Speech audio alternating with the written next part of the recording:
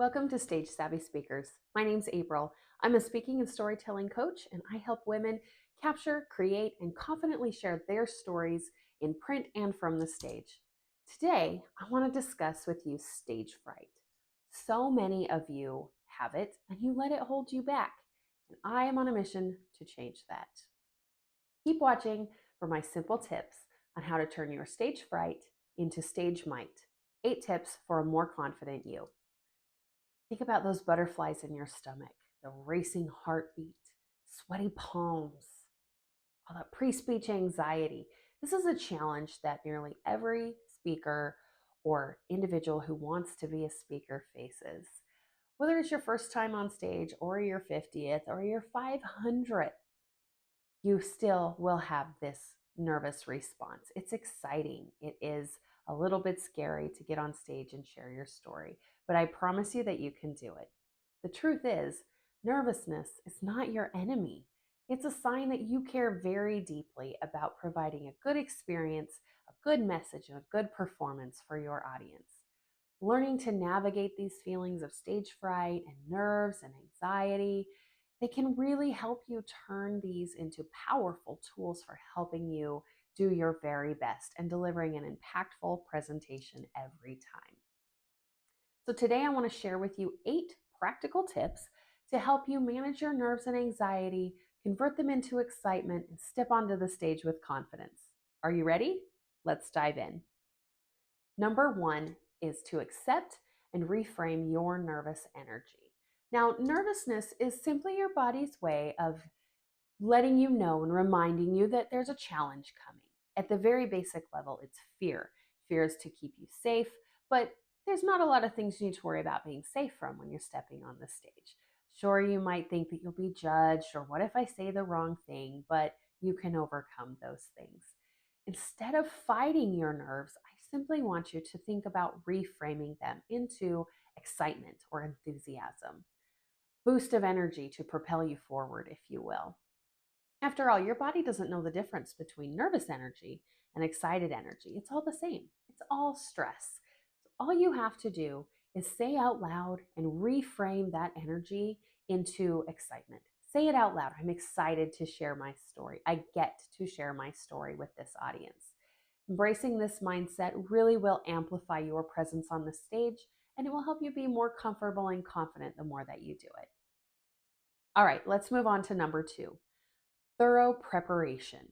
Preparation is your friend and the ultimate confidence booster. Know your material, know what you need to say. Do you have to have it memorized? Absolutely not. But you should be familiar and comfortable with what you're going to say so that it can come out naturally and in the way that it needs to. If you need cue cards or notes, by all means, you should use them. You should absolutely use them. There's no one way to be a great speaker. Some of us require those notes to keep us focused and grounded in the moment, and that is okay. Preparing ahead of time can help you feel even more confident and more comfortable when it comes time to step onto the stage. A little hint for your practice time: whenever possible, practice in the outfit you plan to wear, the shoes you plan to wear. Maybe set the temperature to where you think it will be. Practice in a warm room versus a cold room. Practice making sure that you're getting adequate sleep if you know you're going to work on your speech or your presentation the next day.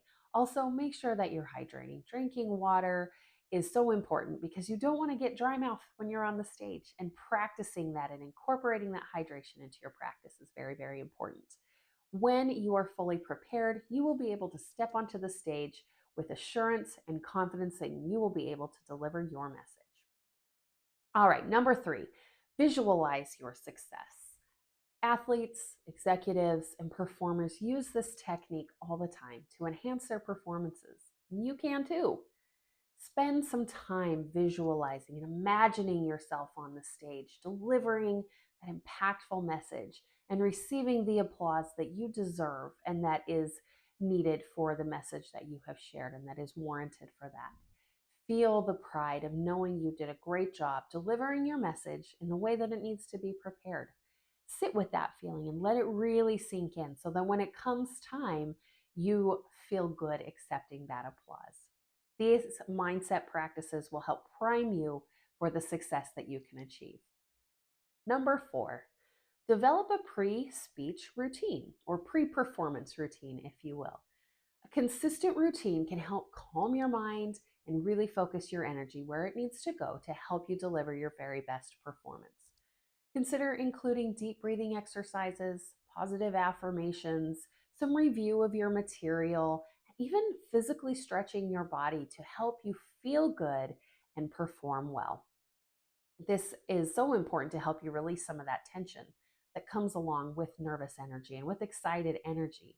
Are you starting to see how all of these tips work together? They're all their individual things, but they really work together to help prime you for the experience. Now, think of a simple breathing technique like breathing in, controlled for 4 seconds, hold it for 4 seconds, breathe out for 4 seconds, and hold at the bottom of your exhale for 4 seconds. Do this a few times, and as your body starts to relax, it will start to remember this practice. And if you do that before you go on stage, it will calm down and it will remember, okay, we are ready, we are safe, we are going to do this. All right, number 5, connect with your audience. This is so important. Remember, they want you to succeed. They want to hear what you have to say. They want to see you on stage being human, but also being brave and vulnerable and relatable. They are there to hear your message, not to judge you, not to think about the one word that you said wrong. No, they want to hear your message. Engage with them if you can prior to speaking. Get to know them a little bit. Have conversations. That way, they're already engaged when they sit down to hear you.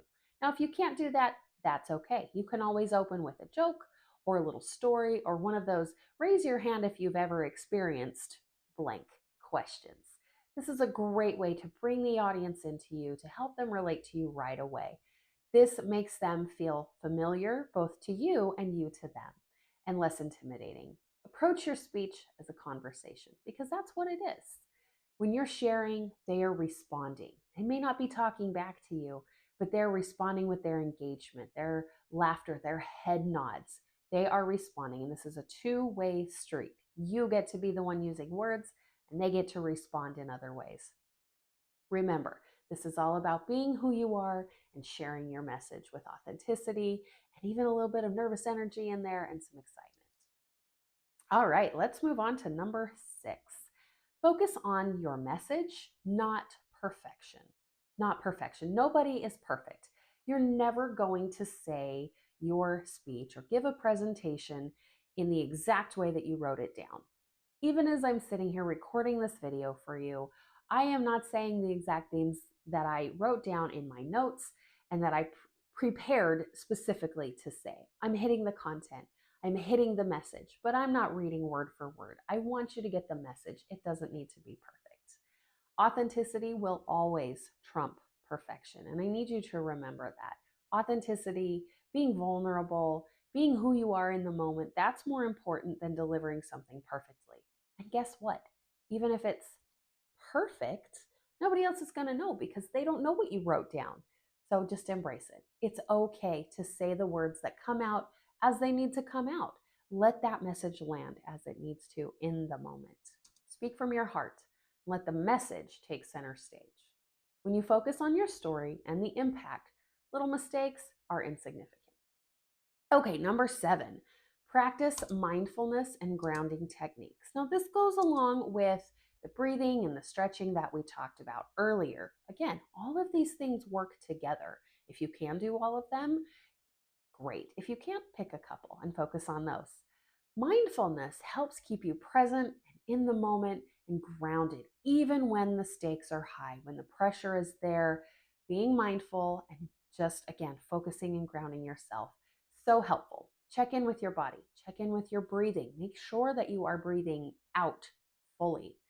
When we get excited or nervous, we tend to breathe in a lot, but we forget to breathe out all the way. Don't be hyperventilating on the stage. That would not be good. You don't want that to happen. Remember, you only speak when you exhale. Words only form when you breathe out. Breathe out completely. Breathe out completely and regulate your breathing through the process. And you can learn how to do this through practice, getting familiar with your talk. Again, these tips all work together. Remember, these small grounding practices, they help you feel confident, they help you feel capable, and they help you feel ready to take the stage and turn your energy into that powerful performance. Number 8, seek feedback and support. This is so important when you are preparing to give a speech. Again, whether it's your first one, your 50th, or your 500th, seek feedback and support. Get feedback from those who are similar to the individuals that will be in the audience, or maybe these people will be in your audience. Present your speech to them. Ask them to give you feedback on what they're hearing versus what you're saying. Ask them how your body language is. Are you conveying the right message that you want to convey in all aspects of the communication spectrum? Remember, we speak words, but we also speak with our posture and our body language and our facial expressions and our eyes. And people listen through those same avenues. They listen with their eyes. They listen by reading the energy in the room. So get feedback. Make sure that you are using all of these other methods to your advantage to help drive your message home. Remember, constructive feedback helps you identify places where you can improve, and we can always improve. Support is also great. Support from mentors and coaches who have gone before you or who have done the same things or just want to see you succeed can be very, very valuable. One-on-one coaching is especially so for targeting specific challenges and enhancing your unique strengths as a speaker and presenter. Okay, that's it. That's my 8 tips for helping you turn your stage fright into stage might. Learning to navigate your pre-performance jitters and anxiety is a vital part of your journey as a speaker. By embracing your nerves, preparing thoroughly, you can transform your anxiety into a message that you can deliver powerfully. You can turn that into energy that will help you deliver that message in the best way possible. You can impact the people in the room the way that you need to impact them. Okay, the stage is yours. The world is waiting to hear what you have to say. Are you ready to transform your speaking skills? If so, click the link in the description below to book a free consultation call with me today. I would love to help you unlock your story and start sharing it boldly from the stage that works for you. Have a great day, and I'll see you next time.